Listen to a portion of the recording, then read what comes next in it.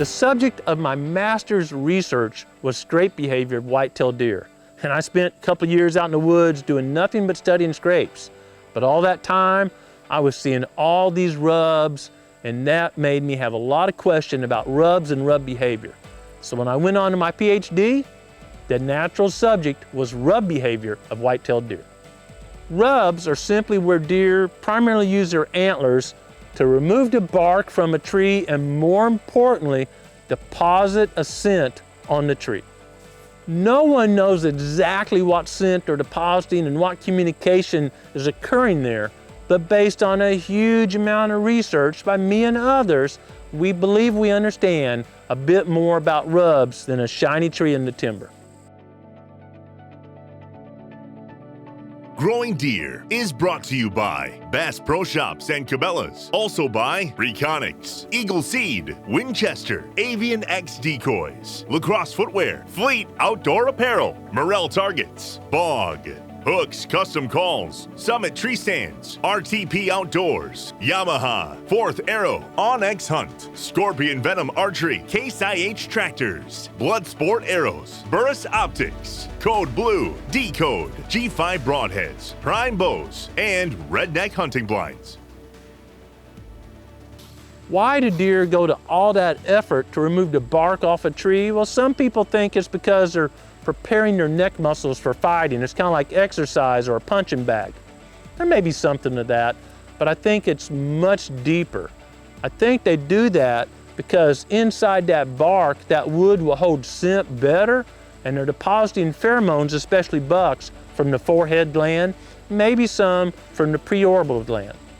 So now we've got a visual sign saying, come here, almost like a burger sign saying your burgers are here, except this sign says you can learn more about me here. Does often approach rubs and smell them or lick them.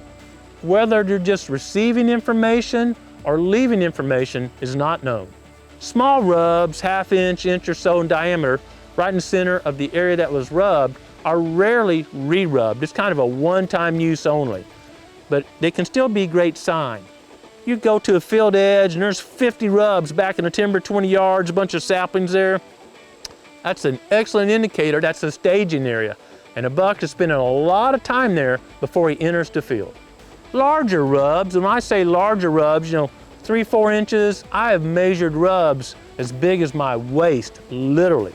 I know some people say, I've never seen a rub that big. That's probably because the adult sex ratio where you hunt, but large rubs are what we call traditional rubs. They'll be used year after year after year, and that should be sending signals to every hunter out there. When you've got a spot right here, one spot where deer come to year after year, at least during a certain period of the year, that's a great indicator to hunt somewhere in that area at the appropriate time of year. A really simple technique to monitor rubs, see if they've been used without stringing trail cameras everywhere, is a simple pencil. Pencil lead's actually graphite, it's waterproof, it shouldn't have any odor. Just make some light lines up and down that rub or draw circles around it, just light. It's waterproof, so it's gonna be there even if it rains. And if those lines are removed, you know a buck has been there since you made the marks. Want to go a little deeper in that? Make marks all the way around the rub. If they're only removed on one side, that tells you a lot about the direction the buck was traveling when he used that rub.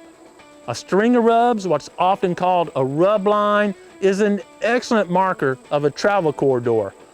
And those travel corridors are perfect places to hunt during the pre-rut when bucks are still going food cover, and just starting to seek does. They're getting amped up, those hormones are raging, they're making a lot of rubs, leaving a lot of scent in the woods, trying to attract a receptive doe. So I use small rubs as an indication of where bucks were primarily during early season, not one or two. I don't really pay a lot of attention to 1 or 2 rubs, but I find 20 or 30 or 50 or a line of small rubs. That's telling me it's either a staging area or a travel corridor. Large traditional rubs, 4, 5, 6, 10, 12 inches, is telling me there's a mature buck in the area. I have tons of pictures of immature bucks using traditional rubs, but I've never seen a picture or heard of anyone talking about or seen any of our video of a small immature buck opening up a large size rub. So again, rubs are just points of communication, and once the traditional rub is established, mature buck, immature buck, does and fawns will all come there to gather information. Some people claim that rubs mark a buck's territory, but deer are not territorial. Wolves and many carnivores are territorial. They will mark the edge of their boundaries. If another wolf or coyote gets in there, it's a fight. Deer are not territorial. They're territorial around a receptive doe, that moving target for about 36 hours. They're not territorial of their home range. And rubs are not marking the edge of their home range, they're marking where they're traveling. Rubs should really be paid attention to when scouting an area. And if the habitat doesn't change much, you can count on finding the same type of rub in the same area year after year. Rub density is almost always highest at a break of habitat types, maybe young timber and old timber, or going into a field or across the creek. And those are marking great places to put a stand or blind. Learning about deer behavior is a great way to enjoy creation and just an entry to understanding the creator. When you really look around, you think about the seasons and all this behavior that hasn't changed as long as we've been studying these critters, it certainly points to a creator. And I hope you'll take time this year to be quiet every day and listen to what the creator is saying to you. Thanks for watching Growing Deer.